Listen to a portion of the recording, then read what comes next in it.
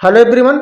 आज हम लोग डिस्कस करते हैं महिलाओं से संबंधित होने वाली एक समस्या के बारे में, जिस समस्या का नाम है RPOC।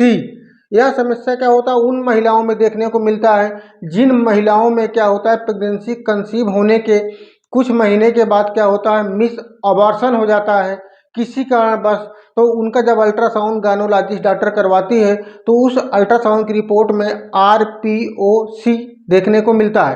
तो RPOC दिखने का मतलब यह होता है कि गर्भाशय के अंदर जो मिस अबॉर्शन हुआ है, उस मिस अबॉर्शन में क्या होता है, कोई छोटा टिश्यू क्या होता है, अभी भी क्या है, गर्भाशय में मौजूद है। या इसे हम दूसरे भाषा में कह सकते हैं कि RPOC का मतलब होता है कि गर्भपात, जिसे हम लोग मिसकैरेज बोलते हैं। गर्भपात, डिलीवरी या गर्भाशय की सफाई के बाद कुछ टिश्यू या गर्भ के अवशेष गर्भाशय में बचे रहते हैं या बच जाते हैं, तो उस कंडीशन को RPOC कहते हैं। RPOC का फुल फॉर्म होता है रिटेनेड प्रोडक्ट्स ऑफ कंसेप्शन। ठीक है, तो अब ये देखते हैं कि किस कारण से ये हो जाता है, अल्ट्रासाउंड रिपोर्ट में क्यों दिखता है। तो इसमें सबसे पहले देखते हैं काजेज ऑफ RPOC, यानी क्या कारण हो सकते हैं। तो इसमें होता है कि अधूरा गर्भपात, जिसे हम लोग बोलते हैं इनकम्प्लीट मिस अबॉर्शन। इसके बाद प्रसव के बाद होता है, यानी कि जब प्रसव के बाद देखने को मिलता है। इसके बाद असफल गर्भपात, जिसे हम लोग इनकम्प्लीट भी बोल सकते हैं। या किसी कारणवश क्या होता है, जिसे मानिए कुछ महिलाएं क्या होते हैं कि प्रेगनेंसी कंसीव होने क्या होता है, महीना 2 महीने के बाद क्या होता है, अगर नहीं चाहती हैं आगे कि हम बेबी डिलीवर करें, तो उस कंडीशन पर क्या होती है, कुछ दवाएं खा लेते हैं, जिससे क्या होता है, कुछ भाग तो निकल जाता है, कुछ भाग क्या होता है, यूट्रस के अंदर रह जाता है। तो उसे असफल गर्भपात के नाम से भी जानते हैं। इसके बाद गर्भाशय में सिकुड़न कम होना, यानी कि गर्भाशय के में अगर सिकुड़न कम होगा तो उस कंडीशन पर क्या होता है, कंप्लीट टिश्यू क्या होता है, बाहर नहीं निकलता है।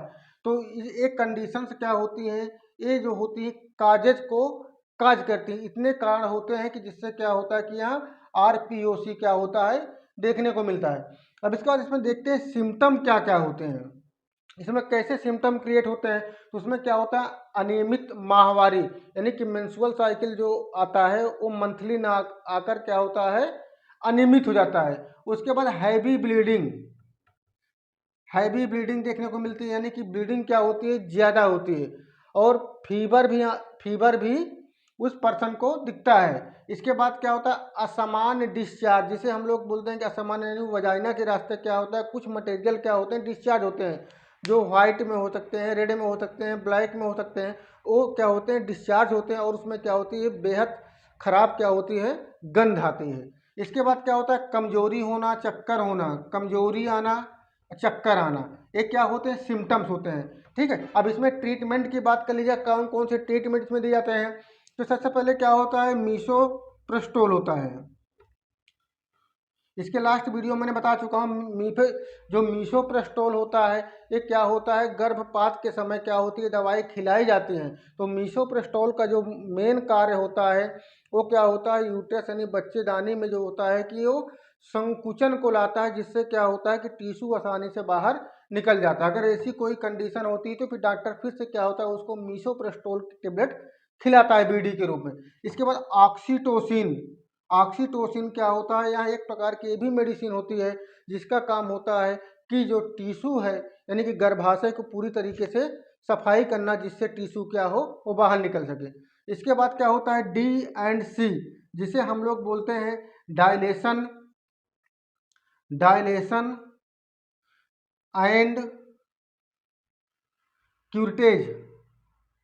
ठीक है, क्यूरेटेज, यहाँ क्या होता है, एक प्रकार DNC होती है सफाई, जिसे कहते हैं कि पुनः सफाई करो, यानी कि सफाई करने से क्या होता है, जो टिश्यू है उसको क्या होता है, आसानी से निकाला जा सकता है। तो इतने क्या होते हैं, इसको क्लियर किया जाता है। क्या होता है, जो यूट्रस के अंदर यानी गर्भाशय में क्या है, टिश्यू है, तो उसको टिश्यू को निकालने के लिए इतने जो मेडिसिन होती हैं और कुछ DNC होती है, उसको सब कराई जाती है। इसके बाद क्या होता है, कुछ दवाएं क्या होती हैं उसको ओरल रूप में खाने को दी जाती हैं, जिसमें क्या होती हैं कि मोस्टली मेट्रोनिडाजोल और डॉक्सीसाइक्लिन जो होती है ओरल दी जाती है, और इंजेक्शन फॉर्म में जो होता है सेफ्ट्रेक्टोसोन के इंजेक्शन क्या होते हैं उसको दिए जाते हैं, जिससे क्या होता है उस कंडीशन को कंट्रोल किया जा सके। ठीक है, ओके बाय।